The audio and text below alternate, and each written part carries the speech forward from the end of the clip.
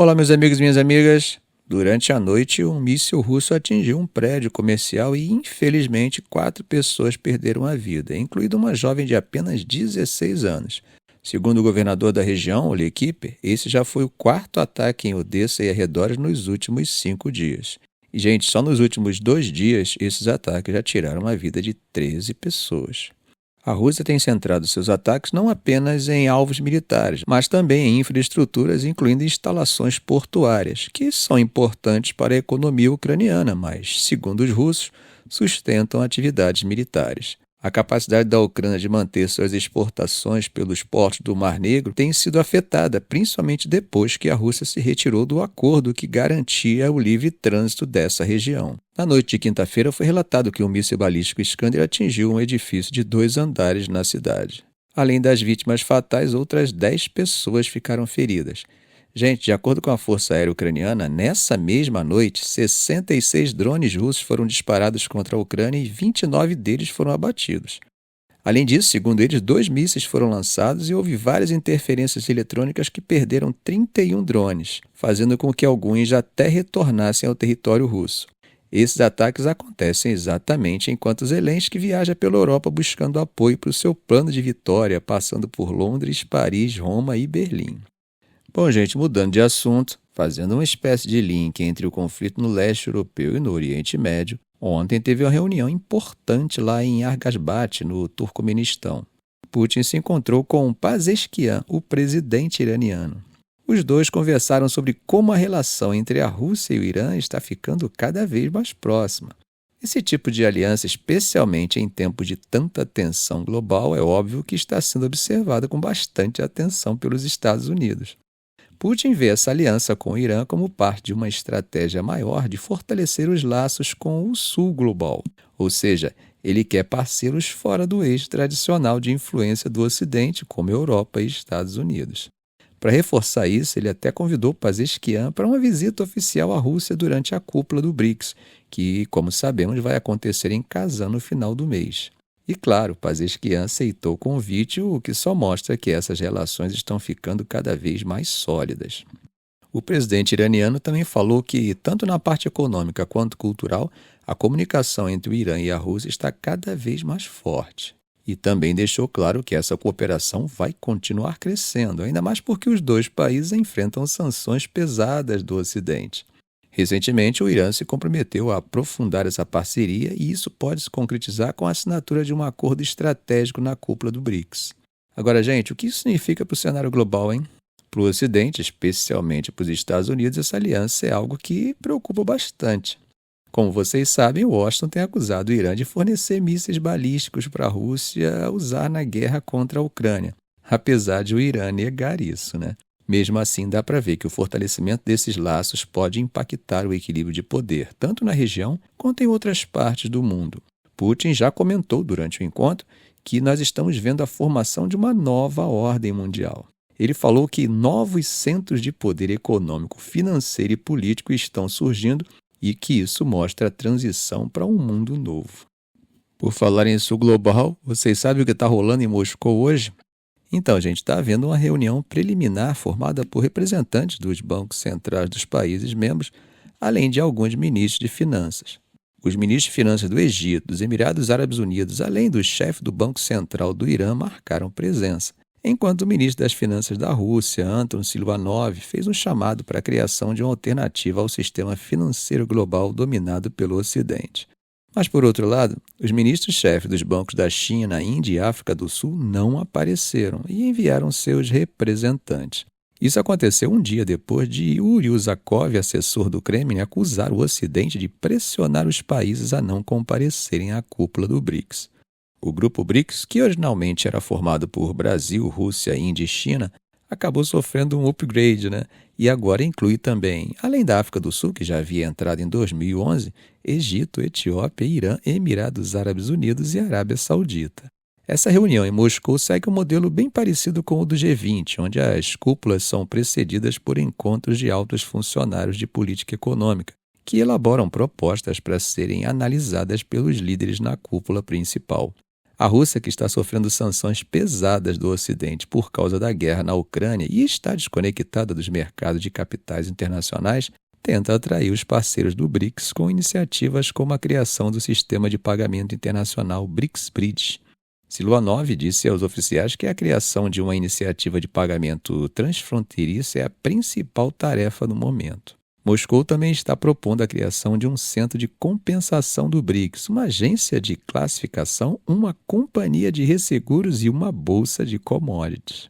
Siluanov também sugeriu a criação de uma plataforma conjunta de investimentos com base no Banco de Desenvolvimento do BRICS, que é a única instituição financeira realmente funcionando no grupo. Ele falou que a plataforma vai usar uma nova forma digital de transações, mas não deu muitos detalhes sobre isso. Agora, sobre as transações, a Rússia tem enfrentado atrasos em suas transações internacionais com os parceiros comerciais, inclusive com os países membros do BRICS. Isso porque os bancos desses países temem ações punitivas dos reguladores ocidentais. Esses problemas de pagamento forçaram as empresas russas a recorrerem a acordos de escambo e criptomoedas para facilitar as transações. Quem representou a China em Moscou foi o vice-ministro das Finanças, Liao Min, e o vice-governador do Banco Central, Chang Nen-Xuan, enquanto a Índia enviou o secretário do Ministério das Finanças, Ajay Seth. A cúpula está marcada para acontecer entre os dias 22 e 24 de outubro em Kazan, capital da região do Tartaristão, na Rússia. Segundo Yuri Uzakov, assessor de política externa do Putin, 9 dos 10 países do BRICS vão enviar seus líderes para a cúpula, embora a Arábia Saudita vá enviar o ministro das Relações Exteriores, o príncipe Faisal bin Farhan Al Saud. A delegação saudita não esteve presente na reunião de hoje. Bom, gente, atravessando o Mediterrâneo, 2 soldados da paz da Unifil foram feridos nesta sexta-feira depois que 2 explosões atingiram uma torre de vigilância na área. A base principal da Unifil também foi atingida por explosões pela segunda vez em 48 horas, enquanto o conflito entre as forças israelenses e o Hezbollah se intensifica. A Unifil, em um comunicado, descreveu o incidente como um grave desenvolvimento e destacou a necessidade de garantir a segurança de seu pessoal e propriedades. A missão da ONU está ali justamente para tentar manter uma certa estabilidade, mas os combates se tornaram cada vez mais violentos, especialmente com Israel intensificando seus ataques contra o Hezbollah. Isso, gente, começou há um ano, quando o grupo apoiado pelo Irã começou a lançar foguetes contra o norte de Israel em apoio ao Hamas no início da guerra em Gaza. Nas últimas semanas, o conflito atingiu um novo patamar. Israel tem bombardeado várias regiões do Líbano, incluindo os subúrbios de Beirute e o Vale de Bekaa, em uma tentativa de atingir as lideranças do Hezbollah.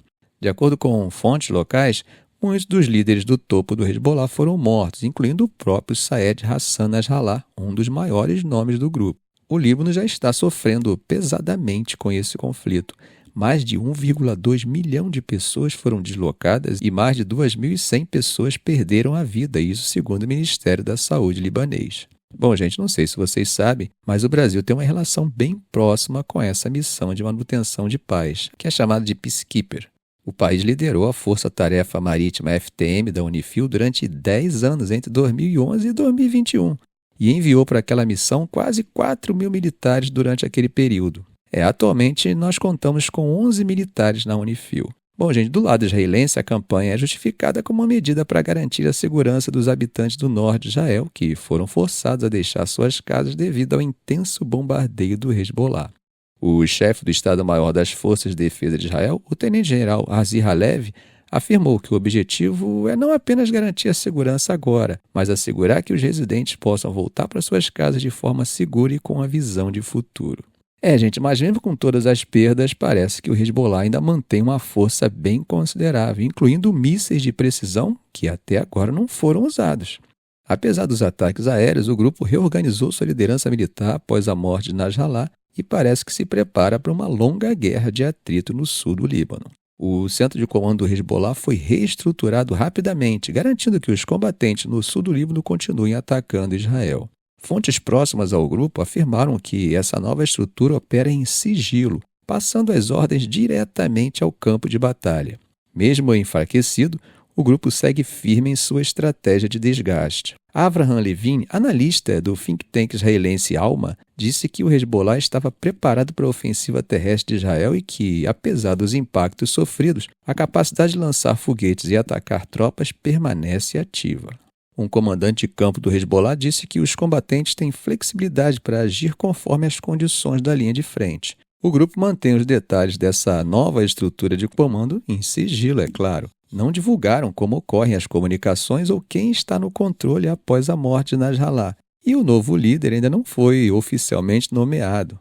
A rede de comunicação fixa do Hezbollah sobreviveu a ataques e continua essencial para as operações. Recentemente, um comunicado da Sala de Operação de Resistência Islâmica afirmou que os combatentes seguem resistindo às incursões israelenses e monitorando as forças inimigas. Esse foi o primeiro comunicado oficial confirmando a existência do novo centro de comando. As Forças de Defesa de Israel, IDF, confirmaram que, desde o dia 1º de outubro, tropas terrestres entraram no sul do Líbano com unidades de comando, divisões blindadas e infantaria. 4 divisões israelenses operam no território libanês, mas o número exato de soldados não foi divulgado. Os combates têm ocorrido em proximidade, o que acaba favorecendo o Hezbollah, que se beneficia de um vasto sistema de túneis subterrâneos no sul do Líbano. Esses túneis, que se expandiram desde 2006, conferem vantagem tática ao Hezbollah, permitindo ataques com maior segurança. Um comandante afirmou que os túneis são a base da batalha e que o grupo se preparou por anos para usá-los. Israel divulgou vídeos de tropas capturando túneis, um deles equipado com telefones fixos. No entanto, a extensão total dos túneis ainda é desconhecida por Israel.